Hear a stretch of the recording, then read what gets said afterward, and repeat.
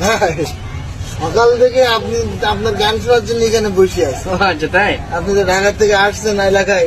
হ্যাঁ আমি আবার চলে যাবো। তাই না? গান না শুনে আমি যেতে দিচ্ছি না। আপনি শুরু করেন। তাহলে কি শুরু করবো? জি জি। ঠিক আছে, আমি ব্যস্ত মানুষ তো, আমি না, দ্রুত শুরু করলাম, আধুনিক গান দিয়ে শুরু করলাম। জি, ঠিক জি, আছে। জি। আমি মেলা থেকে তাল পাতার এক বাসি, ভালোবাসি ভালোবাসি তোমাকে।